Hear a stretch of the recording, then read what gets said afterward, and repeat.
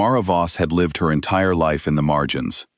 Not the painful kind of margins, not the kind that leave marks, just the quiet ones. The kind where a person learns to fold herself small enough that the world moves around her without noticing the space she takes up. She sat in the back row at pack assemblies. She ate her meals before the hall filled.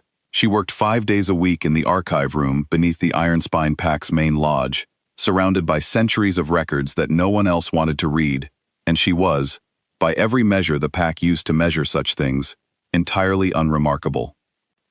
Her designation was Omega, had been since the elders tested her at 16. They had pressed 2 fingers to the pulse point at her wrist, the way the old method required, and waited for the wolf inside her to respond. It had not responded. It had sat perfectly, almost insultingly still, and stillness, in that room, in that system, meant one thing. Omega, bottom rank, no threat, no power, no future in the pack's formal structures. Mara had nodded, folded the designation paper into her coat pocket, and walked home through the pine trees. She had not cried, she had simply filed it away, the way she filed everything, neatly, in the correct drawer, without ceremony. That had been 7 years ago. The ceremony of bonds happened every year on the first full moon of autumn. It was, in theory, a sacred tradition. Wolves finding their fated pairs under open sky, the old blood responding to the old call. In practice, it had become something closer to a formal dinner with paperwork. Names were matched according to rank. Rank was matched according to usefulness. Romance, if it happened, was incidental. Mara had never been called to the ceremony before, so when her name appeared on the list that year, she assumed it was a clerical error, and went anyway, the way you attend a meeting you were not supposed to be invited to, quietly, in the back, ready to leave when someone noticed. The alpha heir, Calder Vane, was called to the front first. She had seen him before, the way everyone in the pack had seen him, in the way mountains are seen, as a permanent feature of the landscape that you acknowledge without really looking at. He was tall, he was broad. He moved through rooms the way people move when they have never once questioned whether they belong there. He was 26 years old, and had been the pack's golden expectation since before he could shift. His name was called, then hers. She walked to the front of the assembly hall. 200 wolves watched her. She kept her eyes forward. Calder looked at her. It was not a cruel look. That was the thing about it. It was not cruel at all. It was efficient. The look of a man reviewing a document and finding it does not meet the required specifications.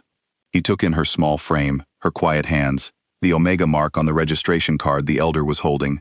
He took in all of it in approximately 4 seconds. Then he said, in a clear and perfectly calm voice, "I won't be accepting this bond." The room did not gasp. Packs like Iron Spine had been structured for so long that even shock moved through them in an orderly fashion. An Omega cannot strengthen the bloodline, Calder continued. The pack needs the heir's bond to count for something. I mean no personal offense. He said the last sentence the way people say things they have already decided are true before the sentence begins. Mara stood at the front of the hall, in front of 200 people, and felt nothing that she showed. What she felt, underneath, was harder to name.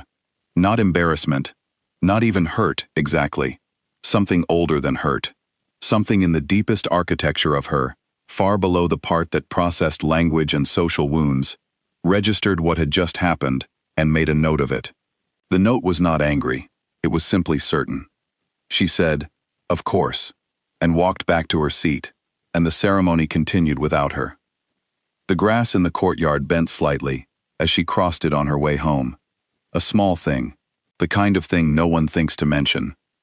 The weeks after the rejection were ordinary. That was the strangest part. Mara returned to the archive room. She catalogued 3 centuries of territorial records. She ate her meals. She slept. The pack moved around her the way it always had, and if people spoke about what had happened in the ceremony hall, they did not do so in her presence. Calder moved forward with the match the elders arranged for him, a beta named Hessa, from a well-ranked pack in the east. She arrived in the 3rd week of October, poised and appropriate, and the pack received her warmly. Calder seemed satisfied. His lieutenants congratulated him on his decisiveness. Everything was neat and settled. Except, The elder wolves began waking in the night, for reasons they could not explain. Not alarm exactly, more like the feeling of a sound that stops, the sudden awareness of a silence that had been noise for so long you had stopped hearing it. A young wolf named Petra, who worked alongside Mara in the archive room 3 days a week, mentioned to her mother that Mara smelled different lately. Her mother asked her to describe it. Petra thought for a long moment and said it smelled like the forest right before a storm, the specific air pressure change, the particular green dark quiet of it. Her mother said that was an unusual way to describe a person. Petra said she knew that. Then, in the 4th week of October, a rogue entered Ironspine territory. He was from a rival pack, trained, purposeful, moving through the eastern woods with the specific intent of a wolf who had been sent, rather than one who had wandered. Pack security tracked him for 3 hours before losing his trail. He reappeared inside the main lodge, in the lower corridor, 20 feet from the door to the archive room. The 2 security wolves who found him there said afterward that he was simply standing in the hallway, completely still, staring at the closed archive door. When they challenged him, he did not fight. He turned around, walked with them to the boundary, and when they demanded to know his business, he said only, "There is something in that room that is older than your alpha." Then he crossed the border and did not return. Grandmother Sayel was 111 years old, which in wolf years meant she was the closest thing the pack had to a library that could speak. She had not attended a pack assembly in 30 years. She did not attend them now. She came to things when she decided they required her presence, and everything else could wait. She came to the lodge the morning after the rogue's visit and walked directly to the Alpha's study, where Calder's father, Elder Alpha Bren, was already reviewing the security report. She did not knock. "I need you to pull Mara Voss's original designation record," she said. Bren looked up. "Good morning, Sayel." "I need you to pull it," she said again, "before the next moon cycle. Because after that, you will have less time than you think." He pulled it. She read it. She was quiet for a long time. Then she said, "The designation was wrong. The stillness they read as Omega was not passivity. They were reading absence of response, and they did not understand what they were measuring." She set the paper down on his desk. What they felt in that girl's wrist was not a wolf that did not respond. It was a wolf that did not consider 2 fingers on a pulse point to be a worthy reason to stir. Bren was quiet. "What does that mean?" he finally asked. Grandmother Sayel picked up her coat and moved toward the door. "It means your son rejected something this pack has not seen in 400 years, she said, "and you are about to find out what that costs." She left without further explanation, because the very old rarely feel the need to provide one. The full moon of November arrived cold and clear. Ironspine pack assembled in the eastern clearing for the territorial run, 40 wolves in ranked formation, Calder at the front, Hessa just behind him, the pack arranged in the precise hierarchy it had maintained for generations. It was, as always, orderly, practiced, a demonstration of everything the pack believed about itself. Mara was not on the list for the run. Omegas rarely were. She stood at the edge of the tree line because the moon would not stop pulling at her, and she had been managing the pull for 3 months, turning it down the way you turn down music, in a room where you are trying to concentrate. But on this particular night, standing at the boundary of the dark forest in the cold November air, the pull became something she simply did not have the vocabulary to refuse. So she stopped refusing. She shifted. Most adult wolves took 2 to 3 minutes. The process was physical, sequential, deeply imperfect, painful for younger shifters, effortful even for the experienced. It was not graceful. It was not supposed to be graceful. Mara's shift took 7 seconds.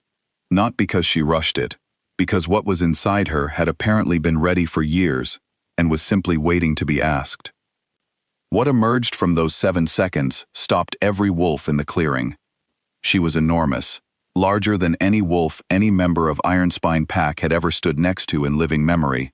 Her coat was white, but not the white of winter or snow or anything that could be confused with an absence of color. It was the white of something foundational, something that existed before the things that were named for it. Her eyes were silver, not gray, not pale blue, not the usual spectrum. Silver the way heated steel is silver. the way something is silver when heat has moved through it and left it changed. She stood at the tree line, and she did not move. She did not growl. She did not threaten. She simply was. And 40 wolves stopped. Not all at once, but within seconds of each other. The way things stop when a larger gravity enters the room. Calder, at the front of the formation, felt it first as a physical sensation. His wolf, which had never in his 26 years done anything without his direction, simply went still inside him, not frightened, not submissive. Still, the way a compass needle is still when it has found its north. Not deciding. Done. He turned. He saw Mara. He stood for one full second with the look of a man whose entire internal framework has just been asked to accommodate information that does not fit into any of its existing categories. Behind him, one by one, the pack's wolves turned as well. The alphas first, all 6 of them, and then the betas, and then the rest, until 40 wolves were standing in a cold November clearing, looking at something that had been filing their territorial records 5 days a week for 3 years. Grandmother Sayel came out of the trees. No one had seen her approach. She was simply there, the way very old things are simply there, as if they moved through time differently and arrived before they set out. She looked at Mara. At what Mara had become, she was quiet for a moment, not the quiet of a person who does not know what to say, but the quiet of a person who is deciding which true thing to say first. "Prime Omega," she said. The words landed on the clearing like stones into still water. 2 words, but they carried the weight of something written in a much older record than anything in Mara's archive room.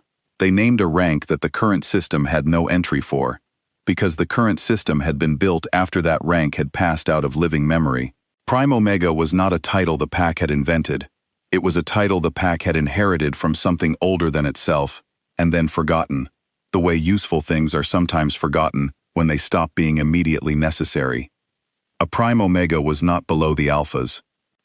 She was what the alphas had originally organized themselves around, the lodestone of the pack, the central point of its instinct, the biological imperative toward which every wolf's deepest nature automatically oriented. Not because the system said so, because the blood said so, because something in the architecture of what wolves were, at their most essential, pointed toward her, the way water points toward the sea. The pack had not seen one in 400 years, because they came rarely, and when they came quietly, in the margins, unnoticed, until the moon asked them to be noticed. Calder Vane, alpha heir of Ironspine Pack, surrounded by every ranked wolf his family had led for 3 generations, felt his knees hit the ground. He did not choose it. His body simply completed a motion that something ancient in his blood had apparently been holding in reserve for exactly this occasion. He was the last one down. It had taken him longer than the others, because he had more structure to work through, more years of certainty, more layers of identity, built around being the thing that other things oriented toward. The cold ground met his knees, and he stayed there, and he did not look up. Mara did not look at him.